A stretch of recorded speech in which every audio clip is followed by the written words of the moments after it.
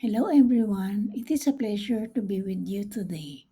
Stay tuned because we will now discuss how to structure financial instruments for real estate investments.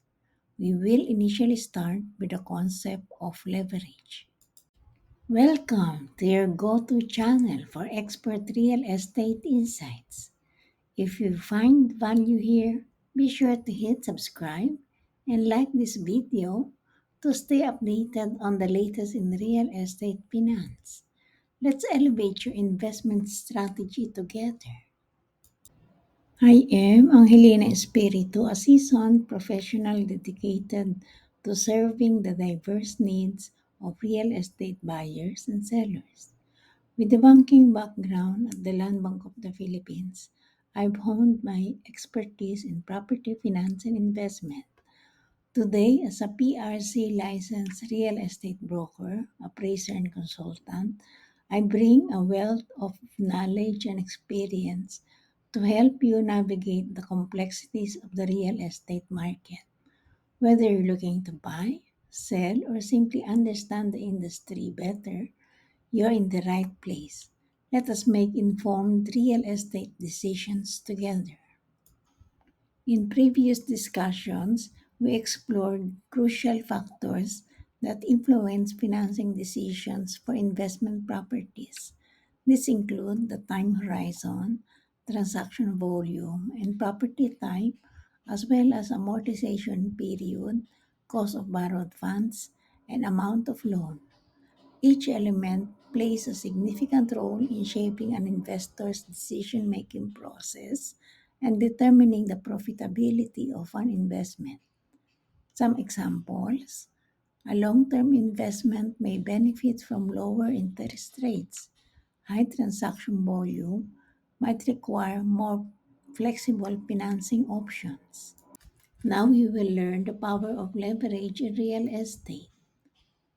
What is leverage? Leverage involves using borrowed funds to increase potential returns on an investment.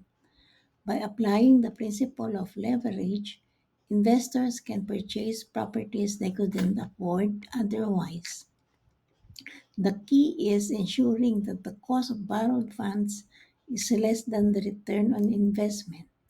For example, if you take out a loan with a 6% interest rate and expect a 10% return on the property, you're leveraging positively, meaning your investment should yield a profit. There's a caution though. Negative leverage occurs when the cost of funds exceeds the return on investment, potentially leading to financial loss. Always ensure the spread between cost and return on investment is positive. Now we will learn the pros and cons of utilizing debt. Let us first define debt financing. Debt financing refers to borrowing money from various sources like banks, mortgage companies, or even personal connections. It typically involves predetermined terms, including interest rates and repayment schedules. Advantages of debt: lower cost of capital. Debt is usually cheaper than equity. Tax benefits: interest payments are often tax deductible, reducing the effective interest rate.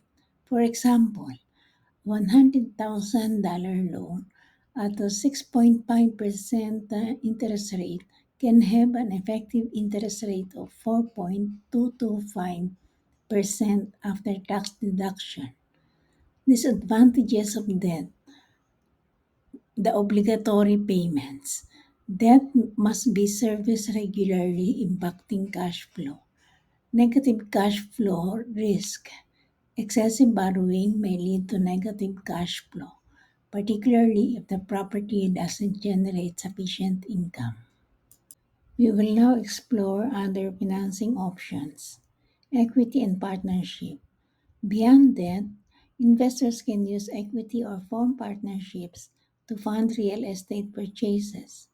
Equity involves selling a stake in the property, while partnership may involve pooling resources with others to share both risks and reward. Blended financing and weighted average cost of capital. What is weighted average cost of capital? This is the blending of different sources of capital, usually consisting of debt and equity, to determine the overall cost of financing an investment. Lowering weighted average cost of capital increases potential returns. Options in financing. Investors can also use options or contracts that give the right but not the obligation to purchase property at a later date. This allows for flexibility in timing and decision making. Summing it up, what are the key takeaways? Strategic financing is crucial. Proper structuring of financial instruments can significantly impact the success of a real estate investment. Leverage wisely. Use leverage to amplify returns, but ensure the cost of debt is less than the expected return on investment. Debt management. Be cautious with debt as it must be serviced and can affect cash flow. Explore all options. Consider various financing structures, including equity, partnership, and options to optimize investment outcomes. Have questions or need personalized advice? Reach out to us through the contact details in the description shown. We're here to help you with all your real estate needs. Thank you everyone for watching. If you want timeless insights for every real estate season, subscribe to my channel and like this video for expert tips that never go out of style. Let's build lasting success together.